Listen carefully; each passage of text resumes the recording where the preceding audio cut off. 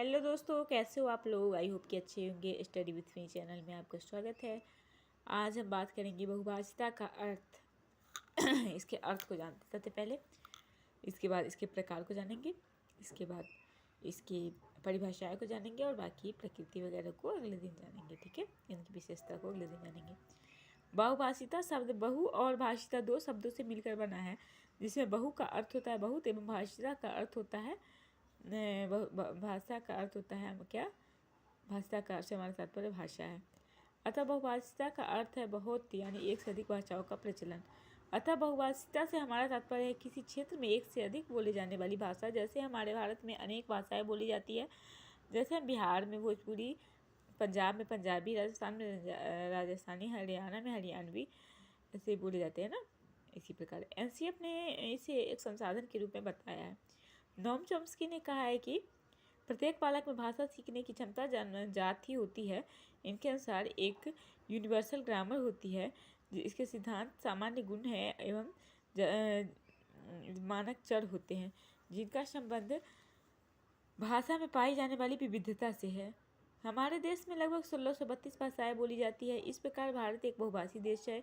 हमारे संविधान की 8वीं अनुसूची में 22 भाषाओं को दिया गया है, जो निम्न है। दोस्तों, आप लोग देख सकते हैं कि 22 भाषाएं कौन कौन सी है जो हमारे संविधान में अनुसूची में दिए हुए हैं। कौन कौन सी भाषाएं हैं आप लोग देख सकते हैं, और वीडियो को पॉज करके आप लोग इसे नोट भी कर सकते हैं। हम जानते हैं कि अखबार, फिल्में, किताबें आदि में काम काज भी कई भाषाएं में एक साथ ही होता है। बहुभाषिता के प्रकार। बहुभाषिता को दो वर्गों में बांटा जाता है, उच्च वर्ग की भाषा तथा आस पड़ोस की भाषा। उच्च वर्ग की भाषा। उच्च वर्ग की भाषा औपचारिक वातावरण में सीखी जाती है। इस प्रकार की भाषा स्कूलों में सिखाई जाती है। आस पड़ोस की भाषा क्या है? इस प्रकार की भाषा प्राकृतिक वातावरण में सीखी जाती है। जैसे हमारे आस पड़ोस में जो भाषा होती है उनके साथ अंतःक्रिया करके, जैसे कोई सामान है, दूध है वगैरह कुछ भी लेना हो या बातचीत करना हो तो इसके द्वारा हम सीखते हैं। उदाहरण के लिए जैसे बड़े शहर में मुंबई जैसे बड़े शहर में अलग अलग भाषाएं हमें सुनने को मिलती है, तो इन भाषाओं को आसानी से बच्चे सीख लेते हैं। मुंबई में अंग्रेजी, हिंदी, गुजराती, मराठी और अंग्रेजी आदि भाषाएं बोली जाती है। वहाँ के बच्चे इन भाषाओं को सुनते हुए बड़े होते हैं और एक मिक्स भाषा का विकास करते हैं। इस प्रकार की भाषा में इस प्रकार से वे किसी एक भाषा को अच्छी तरह नहीं सीख पाते। बहुभाषिता की प्रकृति। बहुभाषिता और विभिन्नता मानव अस्तित्व का एक भाग है। प्रत्येक बालक में भाषा को प्राप्त करने की शक्ति जन्म से ही होती है, किंतु जब हम अन्य लोगों के संपर्क में आते हैं और उसके साथ अंतःक्रिया करते हैं तो उनमें बहुभाषिता और विभिन्नता के गुण विकसित हो जाते हैं।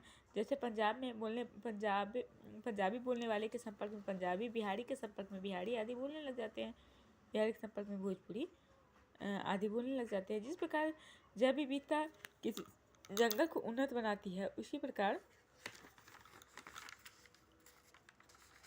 विविधता भी किसी भाषा या समुदाय की बौद्धिक शक्तियों को बढ़ाती है। भाषाई पहचान बहुत ही आधारभूत पहचान होती है, क्योंकि अन्य पहचान भाषाई पहचान के माध्यम से दिखाई जाती है। लोक नीति निर्धारक हमेशा निहित स्वार्थों को प्रेरित होते हैं और किसी भी एक भाषा की तरफदारी करते हैं। भारत में यह जाना जाता है कि बच्चों को एक भाषा में शिक्षा दी जाए एवं प्रशासनिक एवं न्यायिक प्रक्रिया में एक ही भाषा में दी जाए।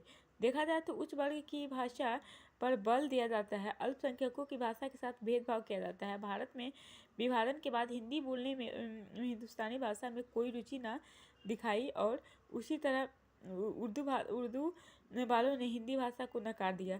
यही भाषा उनके देश का प्रतीक बन गया। दक्षिण भारतीयों के लिए हिंदी भाषा आर्यों की भाषा लगी और उनकी या भाषा के लिए मुख्य खतरा नजर आने लगी।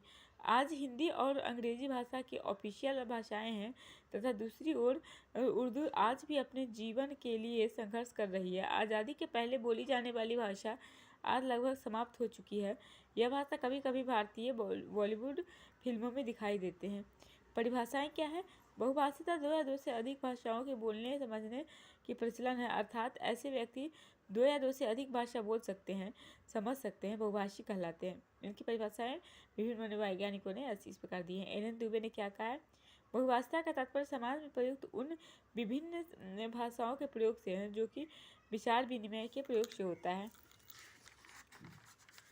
इसके बाद एनसीएफ 2005 के अनुसार बहुभाषिता में बच्चों की पहचान बनती है उनके जिनसे उनका सर्वांगीण विकास होता है। आई होप कि कैमरे में आपको उतना अच्छा नहीं दिख रहा होगा, फ्रेश नहीं दिख रहा होगा। तो दोस्तों आज के लिए इतना ही, मिलते हैं नेक्स्ट क्लास में। तो आगे की वीडियो जानने के लिए, वीडियो पाने के लिए आप लोग चैनल को सब्सक्राइब करें, एंड वीडियो पसंद आई तो वीडियो को लाइक करें, खूब सारा शेयर करें, और मस्त रहे, स्वस्थ रहे। तब तक के लिए बाय।